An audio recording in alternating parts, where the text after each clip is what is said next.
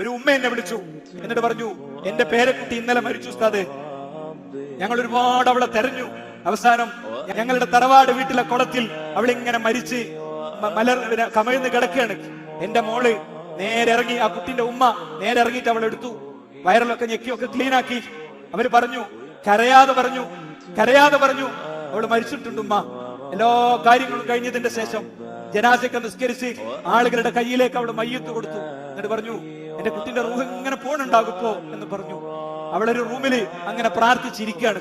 അവള് കരയണില്ല, അവൾക്ക് എന്തോ പറ്റിയിട്ടുണ്ട്. അപ്പൊ അവരോടൊന്ന് വന്ന് സംസാരിക്കണം. ഞാൻ ആ വീട്ടിൽ പോയി.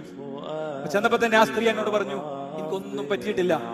എന്റെ ഉള്ളിൽ ഞാന് ഖുർആൻ ഹദീസ് ലേണിംഗ് സ്കൂളൊന്നും പീസ് റേഡിയോ എന്നൊക്കെ കേട്ട ഒരു ഹദീസ് ഉണ്ട്. കുട്ടി മരിക്കുന്ന ഉമ്മ മരിക്കുന്ന നേരത്ത് ഇന്നാ ലില്ലാഹി വ ഇന്നാ ഇലൈഹി റാജിഊൻ അൽഹംദുലില്ലാഹ് എന്ന് ചൊല്ലിയാൽ സ്വർഗ്ഗത്തിലൊരു വീടുണ്ടെന്നാണല്ലോ. അത് കിട്ടാനുള്ള പരിശ്രമമാണ് ഉസ്താദേ, അത് കിട്ടാനുള്ള പരിശ്രമമാണ്.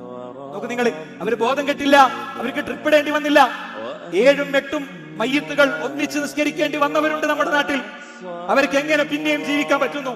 അവരെങ്ങനെ ആത്മഹത്യയിലേക്ക് പോകാതിരിക്കുന്നു? അത് അവരുടെ ഉള്ളിൽ പരലോകത്തെ കുറിച്ച ബോധ്യം നൽകുന്ന കരുത്താണ് എന്ന കാര്യം നമുക്ക് ഓർത്തു വെക്കാൻ പറ്റണം.